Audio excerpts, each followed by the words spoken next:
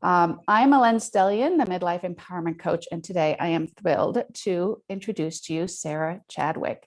Sarah began writing her book, The Sweetness of Venus, A History of the Clitoris, after a family move from the UK to Chicago in 2016. So you're going to hear her lovely British accent, which is always a treat. Her background was in teaching, but on finding that her qualifications for teaching were not valid in the US, she asked herself, what next? Very common question for many of us in midlife, right?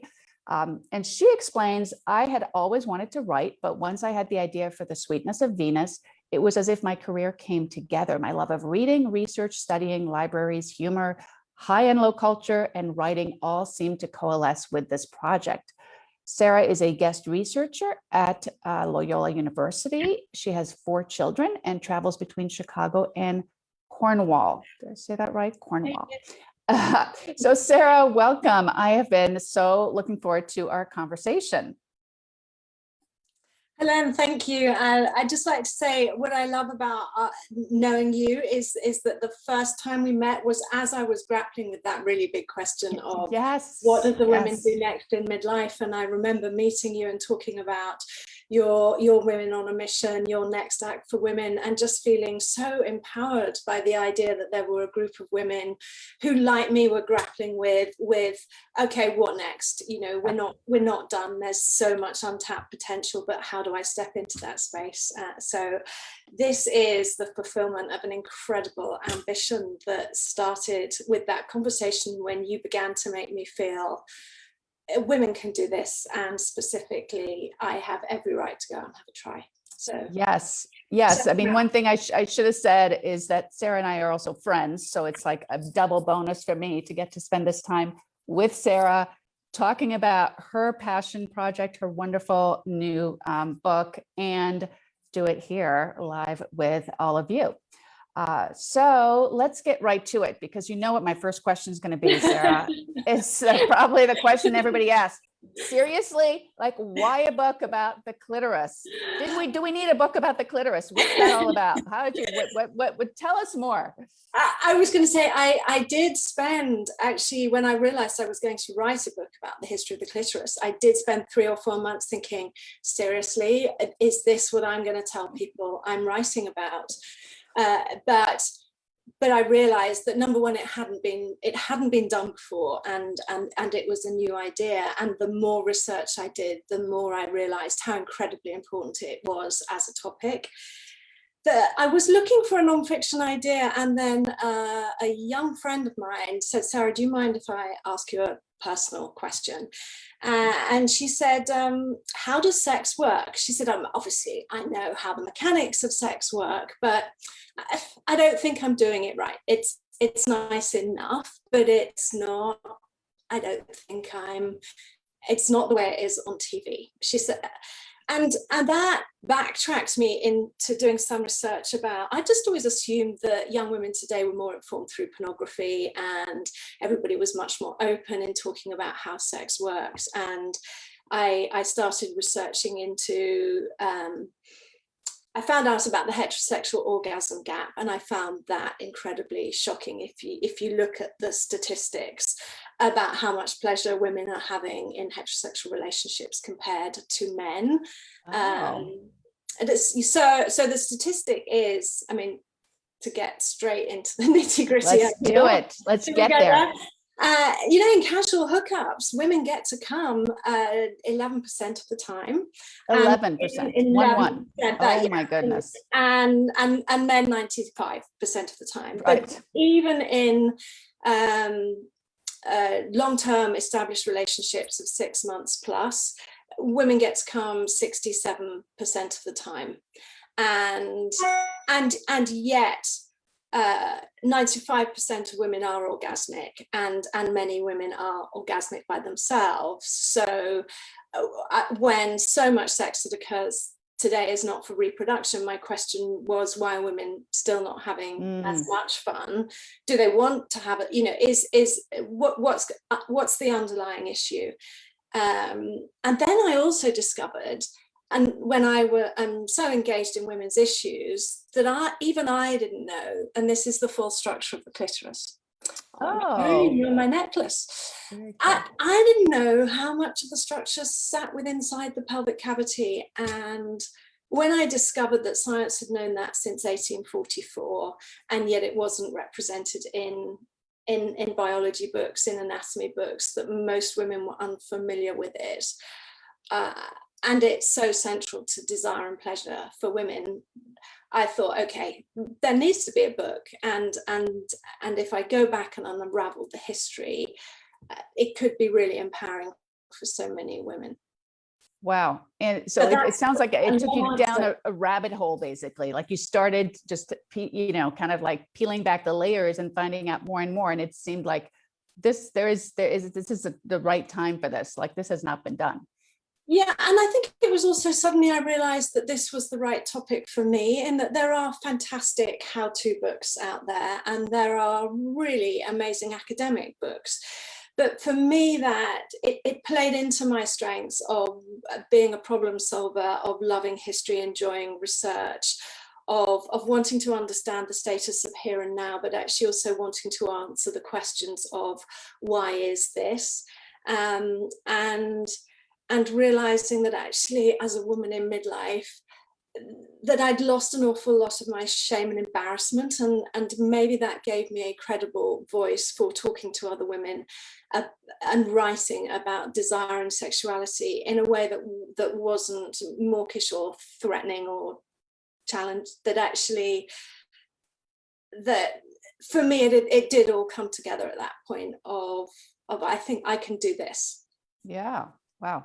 And it sounds like you uncovered some very interesting tidbits on your journey of, looking through all the research and all the history about the clitoris. So can you reveal a few of them for our audience today?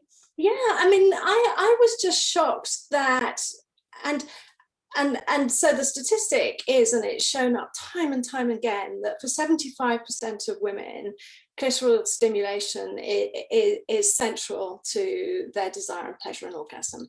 And I just thought, when this is so central, why are we still, why was I anxious about telling people this is what I was writing about? Why was it always an awkward conversation? Why did we spend hours talking about, do we have the word clitoris indeed even on the book title, or will this inhibit the sale of the book? I was appalled to discover, scientists have been discovering and losing the clitoris for centuries. I make a joke in the book, kind of like a child with their lunchbox, because how can you, was it just carelessness, or was there some other agenda going on, which was about the threat of women and sexual desire and pleasure, and the desire to repress and to kind of frame women through a male gaze. So I found, and in fact, that's where the title of the book comes. Colombo, who first discovered the clitoris in 1559, said, well, given that it's not been discovered before, and given I've discovered it, I can name it, he said he would like to call it the love or sweetness of Venus. And that's the origin story of the title. But then other big anatomists of the day waded in and said, no, it's not a feature of normal women, it's an anomaly. And then we wait another 100 years before another scientist discovers it.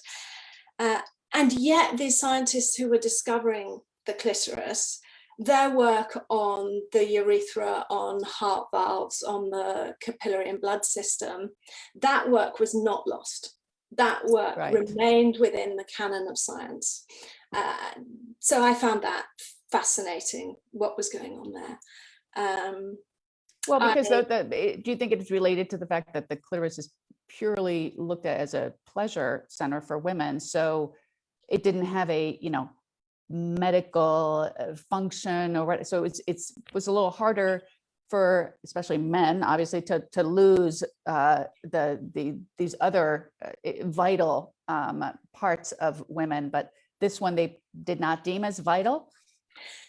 I think it all, yes. And I think it fed into, and this is one of the things I explore also in the book, it's sort of narratives that culturally were developing around women, about chastity, about purity, about the extent to which women could be trusted, the extent that women could be relied upon to make good decisions. And therefore, the topic of female, of women as sexual was something that people were incredibly uncomfortable with. They didn't want to encourage that. Actually, this notion that a good woman was chaste, this increasing narrative about women as reproductive and not sexual, that classic sort of Madonna whore complex. And the way that science and the prevailing cultural beliefs played together was fascinating.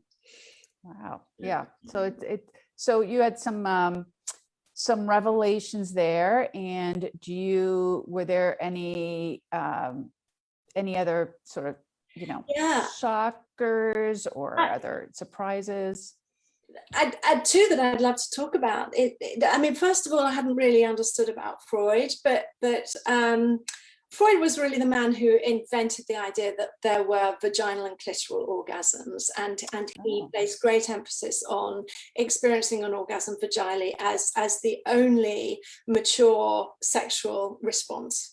And he framed anybody who enjoyed clitoral stimulation as being immature, and advised kind of therapy, that they weren't functioning properly. And I hadn't understood where that distinction had come from, and I found that fascinating. Yeah. But also in the backtracking, in the 16th century, there was much more emphasis on female pleasure. So it was interesting to explore where this resistance to female pleasure had come from, and to be able to tie it back to kind of this really Victorian obsession with the threat of women as sexual beings. Yeah. Wow. Yeah. And to clarify for the audience, this is not a how-to book. It's not a purely academic book either. Like, how would you describe the book? It's definitely not how to, and there are no graphic images or pictures. There is nothing in this book that you would ever pick up and feel anxious or awkward, I think, about seeing. Right, and that was incredibly important to me, that I didn't want it to be threatening. There are great how-to books out there. That's not my skill set or area of expertise. And it was incredibly important to me to write a book that women would enjoy, and men, that people would enjoy reading. I wanted it to be fun and something people look forward to reading. I guess I'm incredibly sex positive, and I wanted a book that was ultimately just going to unravel the history, empower women to feel more confident to have conversations with their daughters, their goddaughters, their partners, just because they understood that the topic was not taboo. And the book is a mix of, I did do a lot of research, but I didn't want it to be a boring history book that was just a lot of factual information. I wanted there are personal stories in it, stories about me in the classroom with teenagers, with my family. There are some very funny cartoons in it. I tried to vary the pace and style of writing, so that actually it was just felt like a kind of fascinating, joyful box of tricks, that at the end of it you ended up feeling much more body positive, much more informed about how one's desire and pleasure worked, and more able to have a conversation if one wanted. And it was very important to me that this book was not judgmental or telling women what they should or shouldn't want, but actually enable people to just take a more informed point of view about it. Yeah, wow. It sounds like a really great read, and I admitted to Sarah I had not read it yet because I'm working my way through a huge tome, but it's on my list to read, and I'm very excited about it. So once you I had a draft of this, like, what was it like to go through let's get published now. Like what was, what did you do and what was the reception like in the publishing community? The first thing is that actually I decided I was so enjoying the process that, given that I was an unpublished writer, that I would write the whole book first, because I wanted to prove to myself that I could get that number of coherent words down. And I felt that in terms of putting a proposal together, I wanted to know what my content was. And the book is incredibly varied in that there is a chapter on language, there's a chapter that looks at representations in art, there's a chapter on psychology. It's a real mix, and I wanted to understand how these things fit together. So just to clarify for viewers, when you write a nonfiction book, you write a few sample chapters and you put a whole proposal together, not a book proposal together. That's more like a sort of business plan for your book.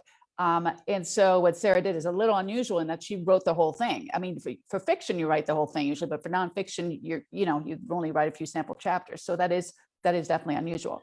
I had spoken to a couple of people in the industry early on when I had the idea and believed it was a good idea. And the response was, how can you write a whole book on that? Or that sounds like a magazine article. A little challenge there. Yeah. And I knew there was a whole book because I'd done the reading, and I knew that actually the problem was going to be how to contain the amount of material. Yeah. And I knew that there were incredible stories about the clitoris being, in the 16th century, it could be used as a sign that you were a witch, or that there was a court case in 1918 in the equivalent of the Supreme Court in the UK, where the culture of the clitoris was used in a spy case. And so I knew there were funny, meaty, right. infuriating stories. Yeah. And then I got very lucky to find an agent who believed in the project, and that was an awful lot of work, submitting the proposal to agents. But I had read that if you could have an agent to represent you, that was your best. They would then be an ally fighting your corner. Certainly, if you're going the traditional publishing route, which it sounds like you wanted to do. Yes, I did. It had always been an ambition to have a published book, and I also didn't have a platform to self-publish and do it myself. I think if I had a voice, but I was a woman post 4 children whose resume was now incredibly checkered, looking for my next act. Publishing was interesting. The agent said, Sarah, I get emails back from publishing is business, and you normally just get an email or message back that says not for me. And she said, I get emails back and they say, we love the proposal, this was so funny, it was so fresh, I learned so much. And she said, I think it was going to be a letter of acceptance, and then they'd say, but not for us, or we did a book about the menopause last year, or we've got a period book coming out. As if that negated them. They're all interchangeable. Yeah, tick box, women's issues done. However, we did ultimately find a small publisher who was very enthusiastic about the idea, and here we are. Yeah, no, that's amazing. And so so you get a publisher, like, did you have to do a lot of like rejiggering, rewriting? How did the title come about? I'm always curious to know how much work they made you do, or did they just take your book as is? No. So in fact, the original title for the book was The History of the Hippopotamus, because I tell a story at the very beginning of the book about my daughter when she was a little girl in the bath, standing up and discovering her clitoris, and my anxiety about what to name it, and in the end giving her the real word and saying, yes, darling, it's called a clitoris. And the following day, she went up to a stranger on her journey to school and said, guess what, I've got a, at which point I'm thinking, oh no, I know what's coming. She says, I've got a hippopotamus between my legs. And that was the working title for the book. But it was, in fact, my agent who said that The Sweetness of Venus would be perfect. And I think she was so right. I think I'm maybe unusual in that a lot of the work was done with the agent who because I was so inexperienced, and she very generously spent a lot of time before we submitted the proposal, talking about how we ordered, how we structured the book. Okay. And the publisher let me use an old friend to be the editor, and she's a Brit but lives in New York, has edited for some big publishing houses. And so although that was a lot of work, it was fun because I got lucky to be doing it with somebody who I knew. Right. So. Wonderful. So what's the reception been like among readers? I mean, you know, we talked about the publishing process and now it's out there, and what's that been like to hear, you know, feedback? It's an absolute joy, because when you're writing, you've always got the reader in the back of your head. You know, will they find this funny? Will they know this? Have I given too much detail? Will this flow make sense to them? So I've had phenomenal feedback. I mean, I'm always conscious that a reader is unlikely to come up and say, hated your book. Right. But it gives me great joy when I look on Goodreads and Amazon, and half of the reviews there are from people I don't know. And yes. They're saying, I learned so much, this was so witty, I'm going to give it to all of my girlfriends, or, you know, everybody should read. And so the reception is, I think, if people have the book in their hands and read it, they enjoy it, and I believe that I'm delivering on the things I set out to achieve. Has it got great public acclaim yet? Not yet, but every time I pitch people to talk about the book, people are enthusiastic. So yeah, and I'm hopeful it will be a slow build as people become aware of it. are there certain questions or, you know, comments or something that you get frequently from your readers? I think your first question of how did you think, where did you start thinking, what possessed you? What possessed you to write a book about the clitoris? But then also when people have read it, it's kind of almost kind of shock of, but why hasn't this been done before? You know, once you read the book, it becomes so very obvious as to why a book about the history of the clitoris was necessary.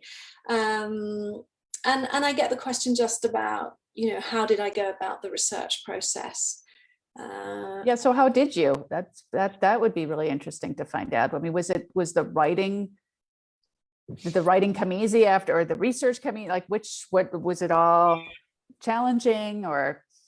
I mean, you will know this about, but because of the kind of person that I am, my default setting is to research, and anything that I find difficult, threatening, that I don't understand, I read and read and read and read and read, so that I feel completely embedded and grounded in the topic. And I was very fortunate, and a friend of a friend made me a guest researcher at Loyola University, and that gave me access to interlibrary loans. Phenomenal. Yeah. You know, I could follow that rabbit hole. So when I cross-sectioned into a book, I was reading the notes, I could springboard. And my background is teaching, and it was a profession that I loved. And if my qualification had been valid in America, that's what I would be doing now. And I think the thing about teaching that I had always loved is, how do I take all of the possibly dry material or quite dense material that I know and make it come alive? How can I be a catalyst for engagement? Yeah. And I'd always loved that process. Writing, I didn't know I was going to be funny until I started putting pen to paper, and then there were so many ironies and moments for. I've always enjoyed comedy and humor and understanding how that works. So that was a surprise, and then it made me very happy. I mean, there were points where I would be chuckling, and then I would be thinking, am I laughing at my own joke? But feedback is that it's an awkward topic, isn't it? So that sense of relief that you can have about bringing it back to something genuinely funny, I think eases the conversation. Yeah. And I'm very careful not to make any crass or obvious jokes. I didn't want to be making jokes that made people feel uncomfortable. It's more about kind of the irony or the quirkiness. Yeah. Wow. I also know that you I have been doing some book clubs. I'd love to hear a little bit more about how, what that's like. Yeah, that's been so much fun because, as you said, that's, what is the feedback that you get? And when I started writing, I was very conscious that you need to know who you're writing for. You need to have a target reader. Otherwise, you're just writing for yourself. But actually, when you publish, there needs to be a market for the book. Who is your reader going to be? And very clearly in my head, it was women who belong to women in midlife who belong to book clubs and love to read and love to talk about books. So that seems an obvious heartland to go to. And Zoom, of course, has opened it up. Right. Pre-pandemic, book clubs were always in person with a coffee or a glass of wine with groups of people, but Zoom book clubs was one of the ways that I know many, many people kept going through the pandemic. And that means that I can join anybody anywhere for their book club. And as someone who is a member of 2 book clubs, I'd always loved the opportunity to meet someone who'd written the book and to ask them questions about the process. So, yes. So wonderful. So if anybody's interested in having you come and speak to their book club, how do they reach out to you? Yeah, well, the social media platform that I have the biggest following on actually is Instagram, and my page there is at its.personal girls, and I know that you we'll put that in the comments. Yeah. But also I'm on Facebook, and direct message me either on Facebook or through Instagram, and I will give you my email and we can get in touch. And if you have a group of reading women, and actually also I've had friends of friends in the UK who have been quite nervous about suggesting it and to their book clubs. To their book clubs, and also the idea of what does it feel like as a group of women to talk about the clitoris, but because the book, it's not a book that is primarily about sex. It is about female desire and pleasure, but it looks at the history of female sexuality. It looks at how we use language. It's so much bigger than that. That many people have come to book clubs saying, I wasn't sure I wanted to do this, and I'm now having different conversations with my daughter. Yeah. Wow. Or I've never had this conversation with a close friend before, or indeed even my mother, but I did, and I'm so glad I did. So this makes me think of something, which is, can you imagine writing this book in your 20s or 30s, or is there something about being in midlife that kind of opened the door for you? I think the freedom that comes with being in your mid-50s, in terms of, I mean, I'm so not concerned anymore really about what people think of me. Yeah. I'm so much more confident about and I've worked hard at discovering and recognizing my own skill set, and also I think it took the threat away. I think, people tend not, and this is another gripe actually, people tend not to sexualize women in their mid-50s, and that gives you a voice that is very non-threatening to people. There's something slightly, I do have 4 children, there is something slightly kind of comforting about that kind of mumsy, open mumsy aspects of it, instead of it coming across as too sexualized. Yeah. And I think a wealth of experience. I've been doing it for a long time now. I mean, my sexual journey all the way through menopause, that's 30 years worth of experience. My children span from 15 through to 26. I have lots of godchildren. I've always hung out and spent lots of time with their friends. So in fact, they were the early readers for the book. That's amazing. My sons were very keen that the girls in their friendship groups should read and feed back, and that was important to me because I thought maybe this book matters to me because I'm in my mid-50s and I'm just out of the flow. And when they came back and said, "This is so exciting, I can't believe you've written about this. Wow. I learned so much," I thought, okay, this I'm not in an echo chamber. This matters. Yeah. Wow. I love that that your sons were so excited about it and excited about their girlfriends reading it. And, that's amazing. It's so evolved. My second son is 25 and the whole of his university field hockey team have a WhatsApp group, and they've all bought the book to, I think, to support him and to support me. But that's so nice. That was, my real belief. Men have been as shortchanged as women in terms of information about how female desire and pleasure works. And the majority of men, of course, they want their partners to be having as much fun as they are. And of course, they would like to be more informed, able to engage. I think the lack of, it's so awkward to talk about sex, and yet I keep saying to people, you're doing the most intimate thing ever, and yet the conversations are so hard. And I think this ties into also conversations about if we were more comfortable talking about pleasure and consent hand in hand, that actually the whole experience for so many people would be better.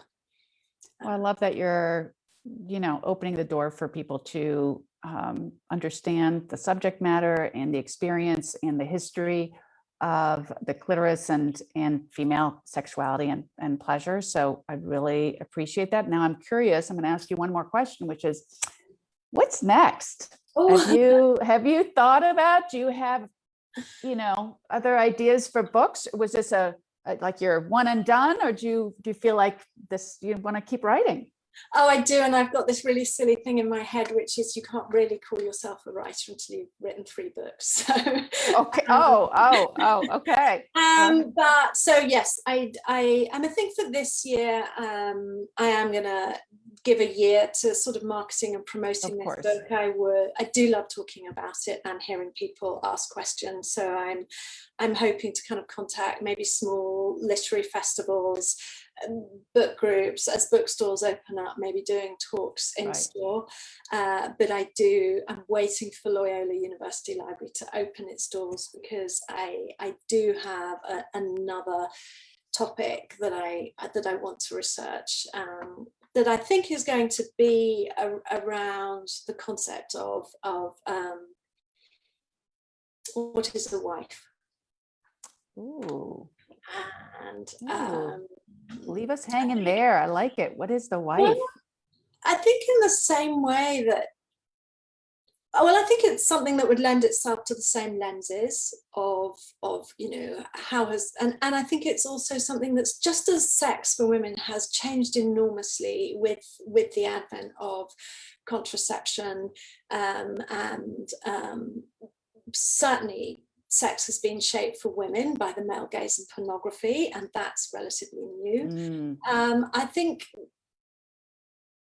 for women, the role of what it is to be a wife would, I think, historically. So that's what I'm throwing around at the moment. Wow, that's exciting. I'm so glad that you're going to keep going with us. It sounds like you're on a whole new journey and new career for yourself. Oh, Helen, I hope so. Well, thank you so much for joining us, Sarah. I'm going to put all your information in the comments so everybody can check out the book, and just super excited to have had you here today and to hear more about this book and future books coming. So I want to thank you for being here. I want to thank everybody for watching, and don't forget to check all the links in the comments. And if you enjoy these videos, please watch for more coming weekly. Until then, be well and stay safe. Bye-bye. Thank you. Thank you for